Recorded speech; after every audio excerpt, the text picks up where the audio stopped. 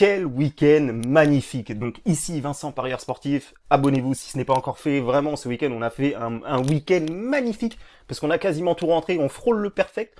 Donc je vais vous résumer les pronostics de dimanche que je vous ai proposés où vraiment ça a été une journée vraiment très fructueuse en paris sportif pour ma part et pour vous si vous avez suivi. J'espère que vous avez suivi parce qu'on a vraiment rentré des grosses cotes. Donc ici je vous avais proposé Mallorca match nul et vraiment Mallorca qui s'en sort bien, ils étaient menés 2-1.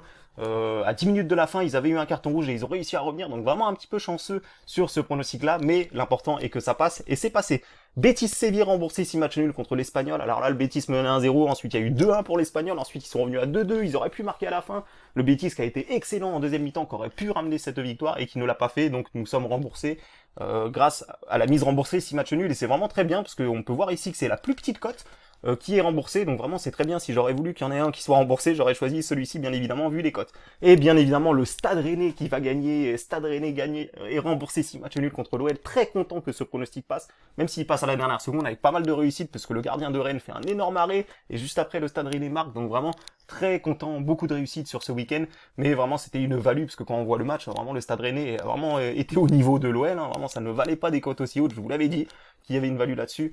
Et le Stade Rennais, en plus de ça, ce qui m'a poussé à prendre une victoire du Stade Rennais et non la double chance Stade Rennais ou match nul, c'est que le Stade Rennais est une équipe qui ne fait très peu de matchs nuls, qui veut absolument aller chercher la victoire. On l'a bien vu à Lyon avec ces changements que Julien Stéphan a fait, où vraiment ils vont chercher cette victoire, ils ne se contentent pas du match nul, donc c'est pour cette raison-là que j'ai choisi Stade Rennais rembourser 6 matchs nuls plutôt que la double chance, parce que je me doutais bien que le Stade Rennais allait tout faire pour aller gagner chez cette équipe en crise. Il y avait vraiment moyen, et c'est ce qui s'est passé. Donc maintenant que je vous ai résumé ces petits matchs du week-end, j'espère vraiment que vous avez suivi, parce qu'on a vraiment fait un beau week-end. Donc voilà, donc je vais passer pour le pronostic du mercredi, où vraiment il y a des beaux matchs mercredi, notamment le Classico Barça-Real.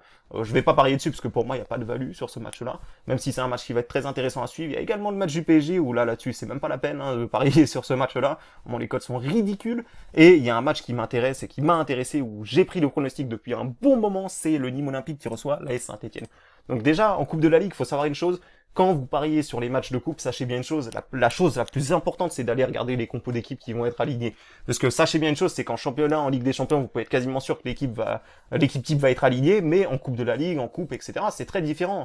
Vraiment, il y a des équipes qui peuvent faire l'impasse sur ce genre de compétition, notamment des équipes comme Nîmes qui sont vraiment à fond sur le championnat, ils sont vraiment mal classés, donc ils ont vraiment tout intérêt pour eux à faire des résultats en championnat pour essayer de se maintenir plutôt que de s'amuser à aller loin en Coupe de la Ligue pour peut-être se faire éliminer par le PSG en demi.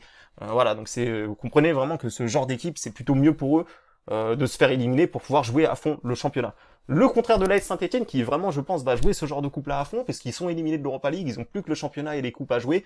Vraiment je pense que l'AS Saint-Etienne fait vraiment de ses objectifs de gagner ou d'aller au moins le plus loin possible en coupe. C'est vraiment très important pour eux, notamment au classement en Ligue 1 où on voit de nombreuses équipes qui sont vraiment très très bonnes à avoir joué, notamment le Stade de Reims, et donc c'est pas dit que Saint-Etienne finisse dans les 5 premiers, et ça serait vraiment bien pour eux d'essayer de pourquoi pas se qualifier via une coupe. Donc voilà, donc moi j'ai été me renseigner un petit peu sur ce qui se disait. Alors il y a des points négatifs pour Saint-Etienne qui reste vraiment sur une mauvaise série, 4 défaites en 5 matchs. C'est un petit peu logique puisqu'ils étaient sur une grosse série de 100 défaites juste avant. Donc forcément la variance, la roue tourne, vous le savez très bien. Et en plus de ça, ils jouent contre le PSG, ils ont un carton rouge. Alors c'est pas évident pour eux quand on a un carton rouge en plus contre le PSG. Et en plus de ça, faut savoir qu'il y a une chose qui m'a un petit peu intrigué dans la presse que j'ai appris après avoir fait mon pronostic, c'est que certains joueurs de Saint-Etienne ne sont pas contents du turnover effectué par Claude Puel. Effectivement, on peut le voir, il fait énormément tourner son effectif. Et vraiment, il y a des joueurs qui ne sont pas forcément habitués à jouer tout le temps ensemble. Et du coup, ça fait quelques dégâts sur certains matchs où certains joueurs n'ont pas les automatismes puisqu'il fait énormément tourner son effectif Claude Puel.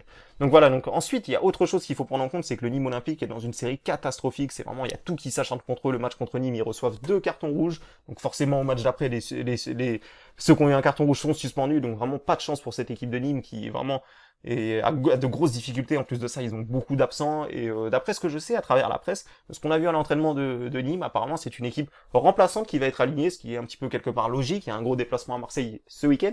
Et donc le Nîmes Olympique devrait aligner une équipe de remplaçants, leur gardien devrait, le deuxième gardien devrait être aligné, il y a leur meilleur attaquant Renaud Ripart qui devrait rester sur le banc, il y a seulement les anciens suspendus des derniers matchs, je crois, qui peuvent être titulaires, qui vont peut-être jouer, mais sinon sachez que c'est une équipe de Nîmes bis qui va être alignée sur ce match. Pour l'équipe de Saint-Etienne, je pense que Saint-Etienne va aligner une équipe très compétitive. Je ne dis pas que ça va être l'équipe type. De toute façon, on ne sait pas à quoi ressemble l'équipe type, parce que, comme je vous le dis, Claude Puel fait énormément tourner. Mais je pense que, comme je vous le dis, je pense vraiment qu'ils ont tout intérêt à réussir ce genre de match.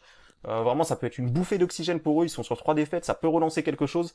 Donc voilà, donc le Nîmes Olympique, je pense clairement, je ne dis pas qu'ils vont laisser tomber ce match-là, mais ils vont le jouer avec une équipe bis, ce qui va réduire forcément les chances de cette équipe de Nîmes pour remporter le match. Alors, faut savoir une chose en Coupe de la Ligue, si vous ne le savez pas, c'est directement les tirs au but. En cas de match nul, il n'y a pas de prolongation. Donc sachez que c'est des équipes qui vont forcément chercher à éviter ce type de scénario. Donc voilà, donc je pense avoir fait un petit peu le tour du côté des deux équipes. Hein. Je pense vous avoir un petit peu tout dit. Nîmes en plus enfin j'allais vous dire qu'il réussit pas très bien contre Saint-Etienne, mais c'est vrai qu'il n'y a pas eu énormément de confrontations ces dernières saisons. La dernière, ils ont gagné 1-0, c'était même pas l'entraîneur, c'était Ghislain Plantan, c'était même pas Claude Puel, donc au début de la saison. Donc voilà, donc je vais pas m'attarder, vous avez compris un petit peu mon analyse. Voici mon pronostic que j'ai validé depuis un petit moment. J'avais repéré cette cote magnifique, je savais que c'était une value. Donc 2,55 la victoire de Saint-Etienne, 3,20 le match nul, vous avez compris, victoire de Saint-Etienne et remboursé en cas de match nul, ce qui équivaut au tir au but, tout simplement. Donc voilà, donc j'espère que cette petite vidéo vous aura plu, et sur ce, je vous dis à bientôt pour mes prochains pronostics.